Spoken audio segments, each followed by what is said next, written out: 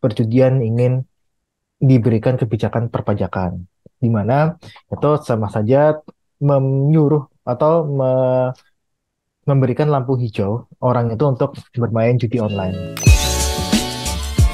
Hai sahabat TCID, kalian sedang mendengarkan podcast Suara Akademia. Ngobrol seru isu terkini bareng akademisi. Menkominfo Republik Indonesia mengeluarkan sebuah statement yang lumayan mengagetkan gitu ya. Bapak Budi Aris Setiadi tiba-tiba melontarkan wacana memberikan pajak terhadap permainan judi online gitu. Pro kontra langsung banyak di pemberitaan.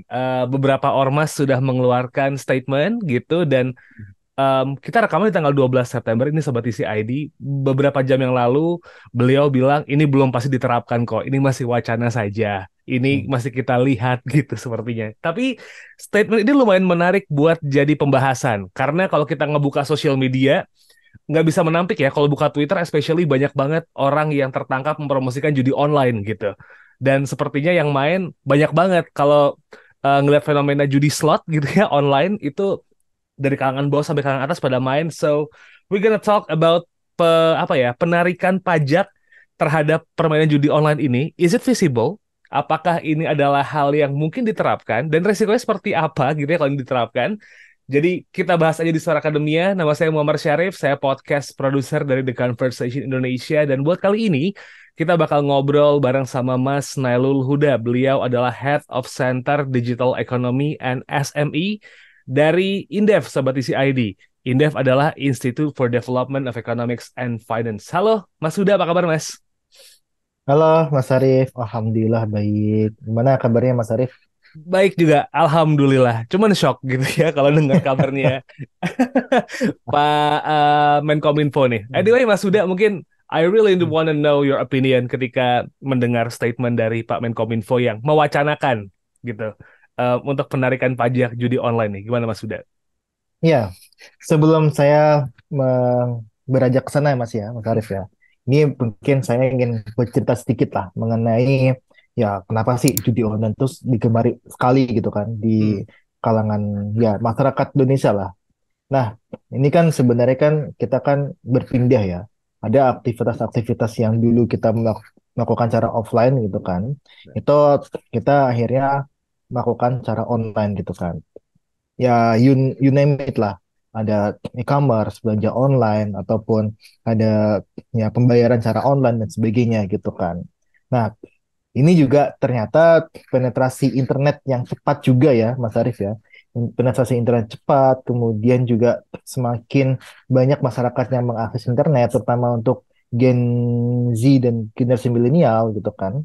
Nah, ini membawa juga informasi-informasi. Nah, informasi ini yang masuk adalah informasi mengenai judi online gitu kan. Makanya kita melihat ya judi online itu semakin booming gitu, Ya. semakin booming untuk akhir-akhir ini, termasuk ya ada anggota dewan kita yang terhormat juga ketapatan main judi slot ketika rapat. Betul. Nah itu eh, itulah karena ya anggota dewan aja tuh main judi slot gitu kan. Ini eh, artinya ya memang informasi itu menyebar ke semua kalangan, termasuk kalangan pejabat, nah dan kalangan menengah ke bawah.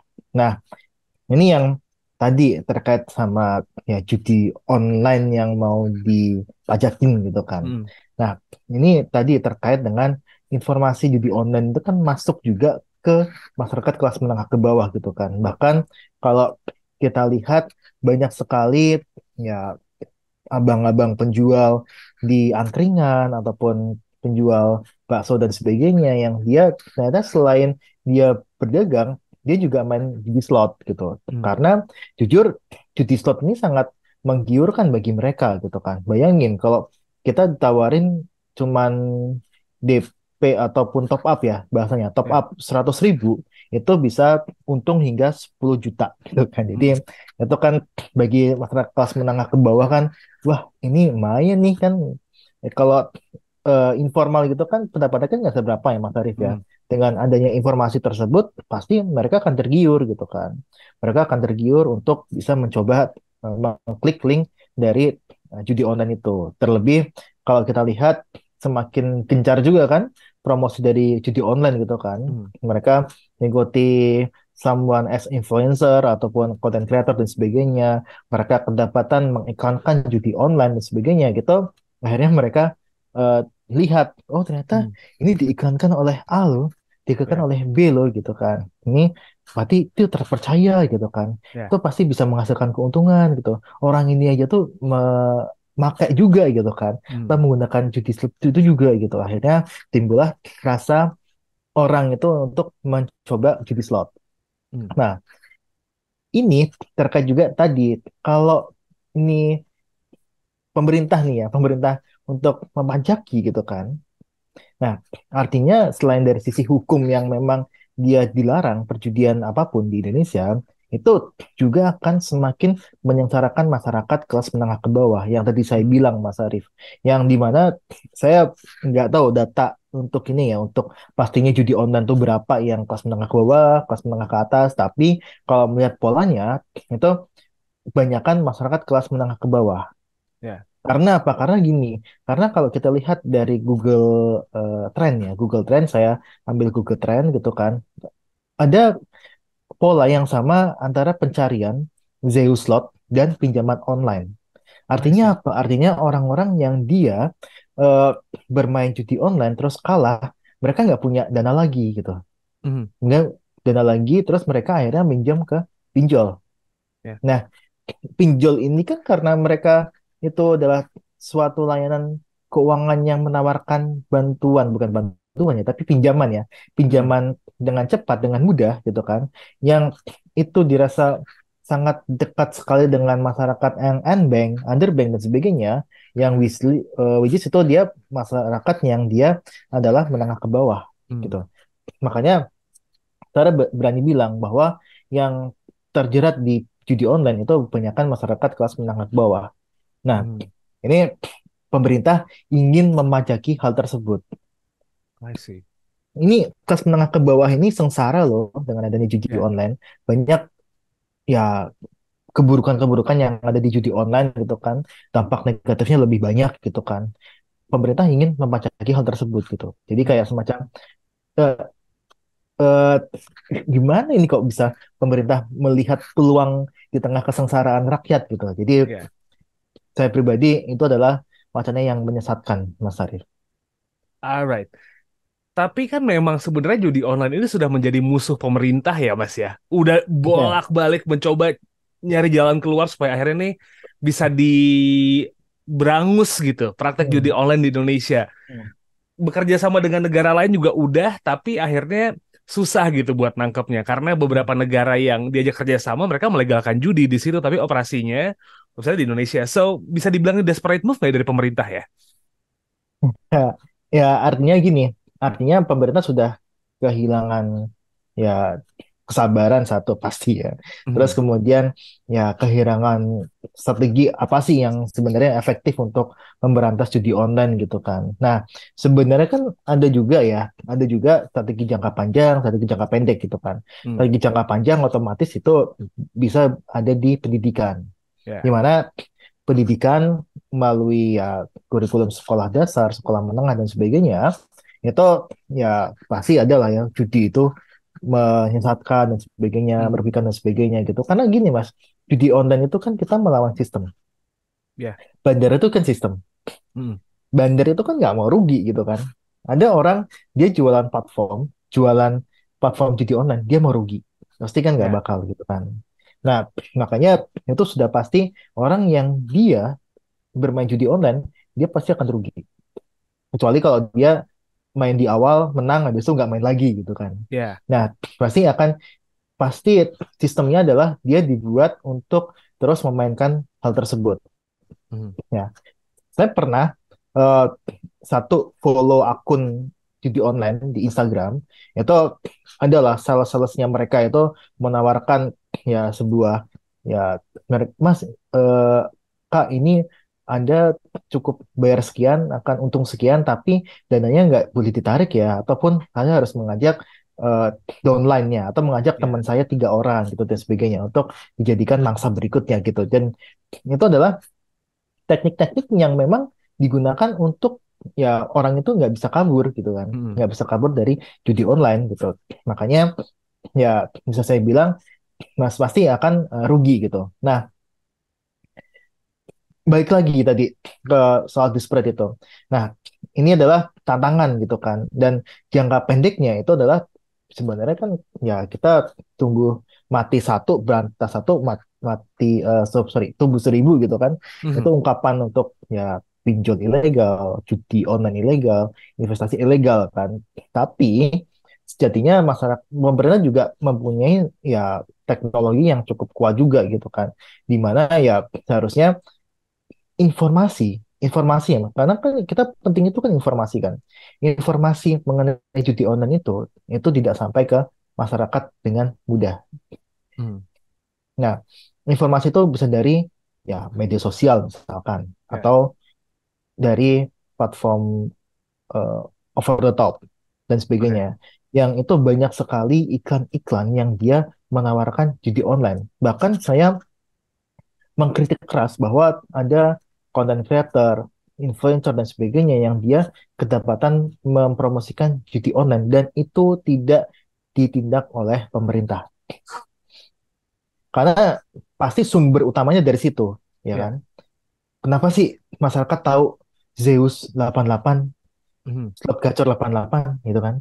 Itu dari influencer, dari apa yang mereka tonton di media sosial mereka, apa yang mereka tonton di channel YouTube dan sebagainya gitu. Dan itu adalah langkah awal pemerintah untuk menghentikan informasi dari judi online itu sampai ke masyarakat. Nah, yang kedua adalah ya sebenarnya kan kita kan punya contoh ya, kita kan sudah pernah punya program internet sehat ya, di mana dengan kerjasama dengan beberapa penyedia operator telekomunikasi gitu kan, Hmm. operator data dia memblokir situs-situs porno gitu kan. Betul. Nah, ini juga sebenarnya bisa dilakukan gitu kan oleh pemerintah untuk menerapkan hal yang sama, hal yang serupa gitu kan. Di mana ya bisa kita bisa loh untuk misalkan slot judi 88 gitu dan sebagainya itu Hmm. diblok dari awal dan sebagainya gitu. Walaupun itu ya pasti kerjasama dengan penyedia telekomunikasi gitu kan. Hmm. Eh, ya banyak kan kita penyedia telekomunikasi di situ. Nah, makanya saya sih harapannya pemerintah tuh juga ada punya strategi jangka panjang dan jangka pendeknya. Jadi jangka panjang itu melalui edukasi dan sebagainya eh, masuk ke kurikulum sekolah, terus jangka pendeknya menghambat informasi yang masuk ke masyarakat mengenai judi online. Oke. Tapi jadi pertanyaan yang triggering buat saya adalah Mas tadi ketika ngomongin Google Trend nih Mas Huda gitu. Hmm, Ketika orang mencari judi online, mencari Zeus 88 itu hmm. diikuti dengan pinjol. So gimana ya? Ini judi online ini kalau didiemin aja itu bakal bener-bener ngebuat yang menengah ke bawah yang mencoba mencari peruntungan supaya kehidupan ekonomi lebih baik malah terjerat ke hal yang lain yang udah susah keluar dari judinya kena pinjolnya yang bunganya kayak gitu gitu. Iya, benar sekali, Mas. Nah, ini menarik masalah judi online sama pinjol gitu kan. Ini barusan kemarin saya juga melakukan diskusi publik dengan Hmm. Indef gitu kan. Saya menemukan fakta bahwa tren pencarian pinjaman online itu meningkat seiring dengan pencarian sorry, kata Zero Slot. Hmm. Nah, jadi ketika tahun 2021 tengah ya, itu pencarian Zero Slot itu meningkat dan diikuti dengan peningkatan pencarian pinjaman online. Nah, ini artinya apa? Artinya bisa jadi nih orang-orang yang dia tadi ya di pinjaman online, terus kemudian mereka kalah dan sebagainya, terus mereka bingung gitu kan, bagaimana cara saya untuk bisa balik modal lagi nih, saya udah kalah 2 juta gitu kan di situs slot 88 gitu, saya harus Ya. balik lagi tuh 2 juta itu. Nah, mereka kan butuh modal untuk main lagi gitu kan. Nah, Hmm. cara yang paling mudah yang bisa mereka tempuh itu adalah jual barang, pinjam ke teman, itu lagi adalah pinjaman online. Ya. Ya kan? Pinjam ke teman atau keluarga lah. Nah, Makanya pinjaman online itu menjadi salah satu alternatif pembiayaan orang main judi slot. Ya. Ya, karena kalau Mas Arif sudah pernah ini ya, pernah di situsnya itu pasti ketika main di online itu yang keluar dari iklannya adalah iklan pinjol, ya Oh. kan? Nah, itu adalah satu lingkaran baru sebenarnya, Mas. Bukan lingkaran Oke. baru sih, tapi ya lingkaran yang memang dia menjerat penjudi online. Dia akhirnya tersedia juga pinjaman online gitu. Jadi mereka sudah boncos di judi online, Ya. mereka juga boncos di bunga pinjaman online. Dan itu rata-rata terjadi seperti itu gitu. Dan makanya saya berani bilang gitu kan, yang nggak mungkin kan, eh, nggak mungkin aja sih anggota DPR itu melakukan pinjaman online juga mungkin juga gitu kan. Tapi Mhm. kan sedikit gitu kan orang kaya yang dia minjem uang di pinjol gitu. Ya. Nah, makanya saya bilang ya banyak orang yang menengah ke bawah yang dia main judi online sekaligus dia melakukan pinjaman online di pinjol yang ilegal. Gitu. Oke. Perputaran uang di pinjol sepertinya udah jadi anu ya Mas ya, udah kita ketahui gitu, gede banget, udah Ya, nyentuh triliun, ya kan? hmm, Kalau misalnya emang, let's say ada 20%-nya aja deh, kan udah bisa ratusan miliar tuh yang di perpajakan kan, yang sorry, yang di judi hmm, online, itu ada hmm. segituan lah mungkin, around ratusan miliar, let's say, kalau kita ngambil angka hayalan gitu, ngebayang-bayangin aja. Potensi buat pemerintah majekin judi online ini artinya gede dong Mas, di luar dari undang-undang yang memang melarang praktek perjudian ya. Ya, kalau kita mengacu, Mas ya, Hmm. mengacu ke laporan PPATK mengenai perjudian judi online, itu di tahun 2022 saja, nominal transaksi yang dia diduga transaksi judi online itu mencapai 69,6 triliun. Oke. Tahun 2021 itu sebesar 57,9 triliun. Oke. 2 tahun itu aja tuh berarti udah 120 triliun sendiri gitu kan. Ya, Nah, itu sangat besar sekali, Mas. betul. Kalau kita let's say anggaplah itu sekali top up kena PPN 11% gitu kan. Ya, Itu juga udah bisa dilihat sendiri berapa persen lah. Itu yang dia masuk ke uang negara gitu. Memang potensinya besar. Kalau kita ngomongin potensi, potensinya besar gitu kan. Tapi ya kerugian ekonomi yang diakibatkan oleh perjudian online ini itu sangat besar juga. Kerugian ekonomi ini seperti apa? Kerugian ekonomi yang dialami oleh masyarakat kelas menengah ke bawah. Misalkan ya. mereka punya uang 2 juta, akhirnya daripada mereka kan sebenarnya kan itu kan bisa dibuat usaha ataupun Mhm. dibuat ya memenuhi kebutuhan sehari-hari dan sebagainya gitu kan tapi digunakan untuk judi online artinya uangnya itu hanya berputar dan hanya dinikmati oleh kalangan tertentu ya kan Hmm. harusnya uang itu kan kalau diberikan makanan kan dia bisa menghasilkan multiplier ekonomi yang besar juga gitu kan Betul. yang dia misalkan untuk beli eh, pakaian sandang gitu kan, sandang Ya. gitu kan. Nah, ini kan bisa menggerakkan sektor tekstil dan sebagainya. Tapi dengan dia top upkan uangnya itu ke judi online, ya akhirnya uangnya lagi-lagi ke bandar lagi gitu. Ya. Jadi kerugian ekonominya jauh lebih besar, Mas. Saya rasa sih, jadi kan nominal transaksinya 69,6 triliun ya. Ya. Kerugian ekonominya bahkan bisa 1,5 kali lipat dari itu. Karena memang kerugian ekonominya sangat besar dan pemerintah cuma dapat 11% dari situ. Jadi nggak worth it lah. Dan pemerintah juga ketika bilang itu besar loh ininya potensinya gitu kan. Ya masa kita menikmati pembangunan di atas penderitaan masyarakat gitu kan. Itu kan Benar. nggak fair kan sebenarnya kan. Padahal banyak ya sumber-sumber perpajakan baru yang sebenarnya itu bisa dikolek untuk menaikkan penerimaan negara kita. Ya, kita kan nggak adil juga kan, Mas Arief, kalau misalkan judi online ini, oh iya dah, digagalkan dengan potensi sekian triliun gitu kan. Tapi di satu sisi kita memberikan kebebasan pajak untuk beberapa perusahaan nikel Ya. kita memberikan pajak untuk perusahaan yang insentif pajak ya, untuk perusahaan-perusahaan yang udah kaya raya yang dia ingin bangun di IKN. Mhm. Jadi it's not fair. Jadi itu adalah fungsi dari pajak, fungsi keadilan ya dari pajak gitu. Jadi saya rasa sih asas keadilan dari pajak gitu. Jadi saya rasa sih ketika itu dipajakin itu akan melanggar selain undang-undang juga akan melanggar asas keadilan dari perpajakan itu. Oke. Kita kayaknya nggak perlu berbicara mekanisme karena sepertinya kalau ngelihat statement dari Pak Menkominfo ini masih wacana yang ya lempar aja dulu gitu kan. Test the water Kayaknya. mas, biasa mas. Ya. Nah, ini yang jadi pertanyaan saya nih, Mas. Tadi sudah menyebutkan dampak ekonomi gitu. Itu jadi satu hal yang lumayan bahaya buat apa ya, masyarakat, especially masyarakat kelas menengah ketika memang kebijakan ini tuh diambil gitu dampaknya. Karena kan berentet tuh ya, Mas Huda ya. Ada lagi nggak nih, Mas, dampak yang mungkin bener-bener ngancem gitu karena akses buat dapat informasi judi online makin gampang. Hmm, Akses buat pinjol hmm, makin gampang buat orang, ya, ditambah teknologi memungkinkan untuk hmm, nipu foto selfie dengan KTP dengan muka orang lain gitu.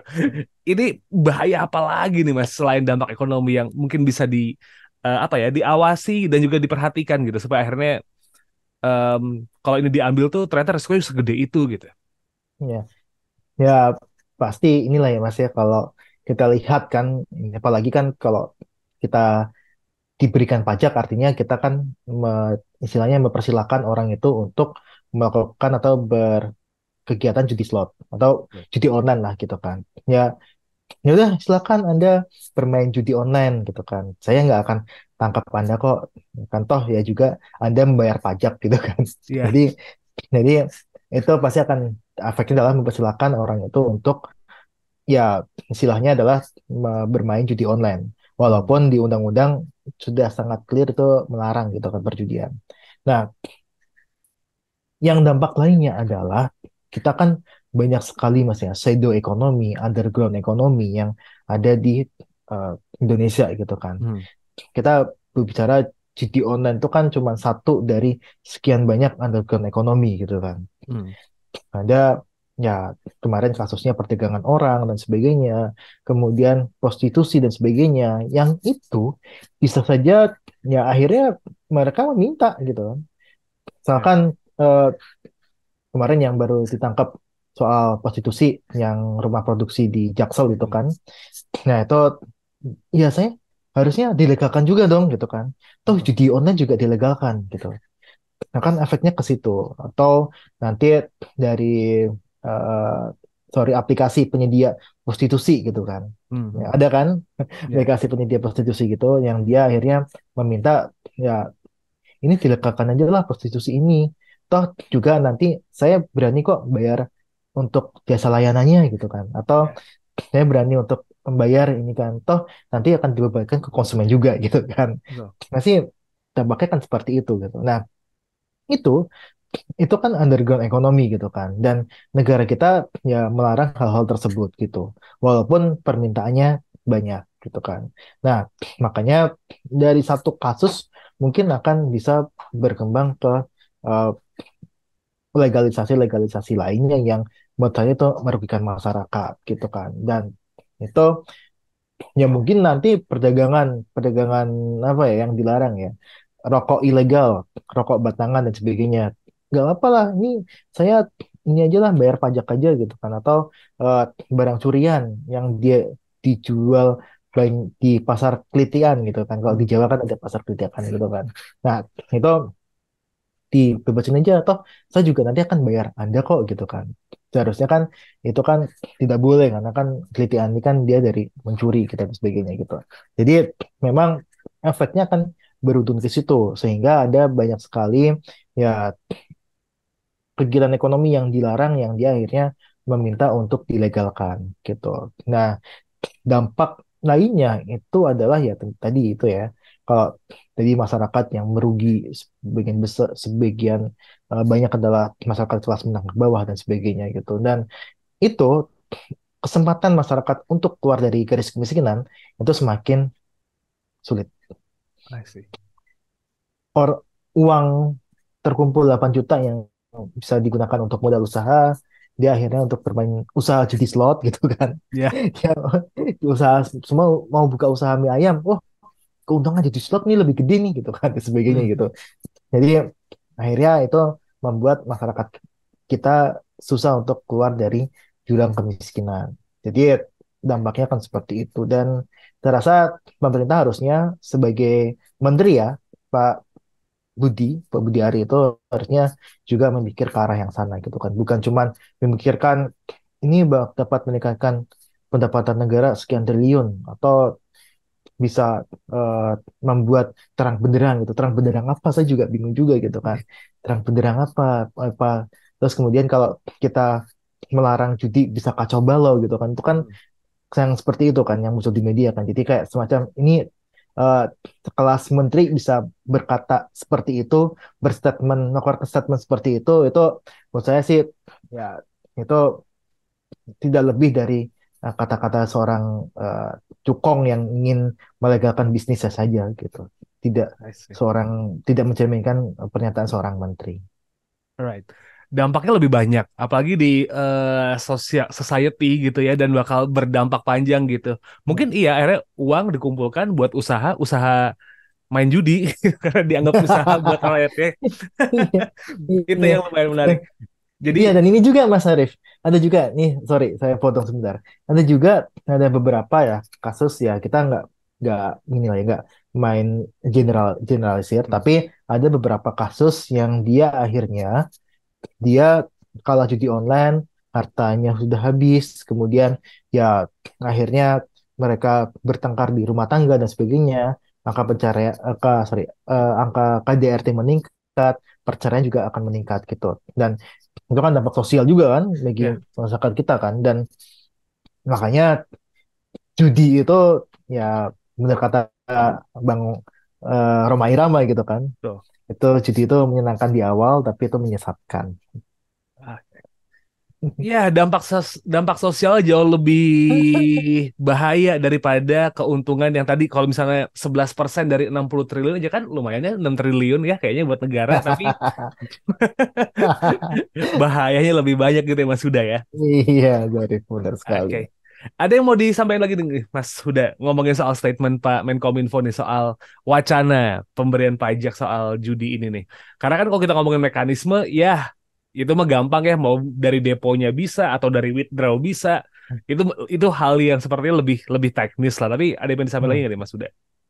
Iya, yang jelas seperti ini, Mas. Yang jelas statement Pak Menteri itu adalah sesat dan menyesatkan, gitu kan. Bahwa perjudian ingin diberikan kebijakan perpajakan, di mana itu sama saja menyuruh atau memberikan lampu hijau orang itu untuk bermain judi online, gitu kan. Udah, Anda judi online, toh Anda juga bayar pajak gitu. Nah, pertama itu sesat menyesatkan. Yang kedua adalah pemerintah itu tidak mempunyai strategi yang clear selain menutup, menutup dan menutup jadi judi online. Oke lah, apresiasi untuk yang dia Polri atau pemerintah ya, itu menangkap bandar judi online yang kasusnya kemarin yang ada di Bali kalau salah ya. Hmm. Nah, tapi sejatinya yang harus dilakukan oleh pemerintah adalah menutup akses informasi dari judi online itu. Jadi informasi mengenai judi online itu ditutup sepenuhnya. Google mau apapun gitu kan, mau dia seindependen apapun, kalau dia ada kantor di Indonesia, itu wajib untuk mematuhi apa sih yang ada di hukum di negara kita, Hmm. bahwa menginformasikan judi itu nggak boleh.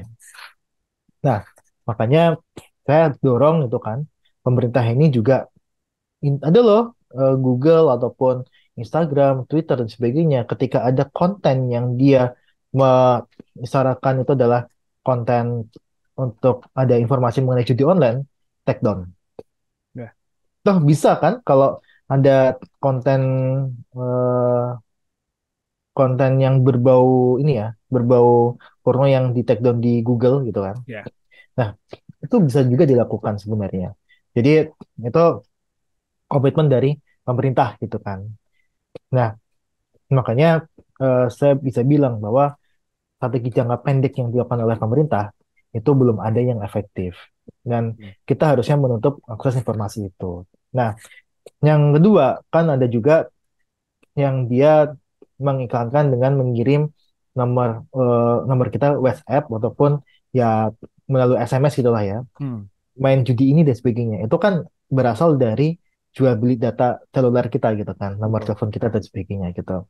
Nah, dengan adanya undang-undang PDP yang baru disahkan akhir tahun kemarin, sebenarnya kita sudah punya tools loh. Kalau ada instansi ataupun yang dia menyebarkan data kita, membridge data kita ke bridge di instansi tersebut, kita bisa nuntut ganti rugi gitu. Jadi itu seharusnya dilakukan dari dahulu gitu kan, Ya. sebelum ada Bjorka dan sebagainya gitu. Hmm. Nah, makanya eh, saya bisa bilang gitu kan, jangka pendeknya yang harus dilakukan oleh pemerintah adalah menutup akses informasi. Oke. Dan itu kita dorong gitu kan. Kerjasama lah sama Instagram, Meta ya, sama Hmm. Meta, kerjasama sama Google Indonesia dan sebagainya untuk memblok informasi ataupun konten-konten yang dia mengandung informasi judi online. Oke. Itu harus dilakukan gitu kan. Selama ini nampaknya baru kemarin kasusnya artis ya, Hmm. artis yang tersandung gitu kan judi online gitu. Tapi setidaknya tuh dari dulu juga ada gitu kan, dan pemerintah baru menyadarinya sekarang. Dan lucunya lagi mau dijadikan duta apa? Duta Duta anti judi online. duta anti judi online gitu. Ini sangat sangat sangat lucu sekali gitu Ya. kan. Itu harusnya diberikan efek jerah dan sebagainya agar ya content creator juga bisa menfilter apa sih yang Hmm. mau diiklankan gitu kan. Ke 88 otomatis mereka harus, oh saya nggak mau loh tersandung kasus sama kayak kemarin gitu kan. Nah, akhirnya mereka memfiltering itu gitu kan. Tapi kalau nggak ada efek jerah ya otomatis ya mereka berharap gitu kan, wah saya mau jadi duta judi online lah, saya mau iklan ke judi online Ya. lah. itu itu jobnya aja cuma. Jadi Ya. kayak kita sangat miris sekali dengan pemikiran pemerintah yang seperti itu. Oke. Anekdotnya adalah berbuat kesalahan maka jadi duta dari kesalahan tersebut. Kayak gitu. Alright, Ya, Mas Huda, terima kasih untuk waktunya buat ngobrol-ngobrol kali ini. ya, Semoga sama-sama sehat-sehat Mas terus dan Arief. lancar-lancar buat kegiatan di Indef, sahabat TCID. It's a wrap Siap, for this episode.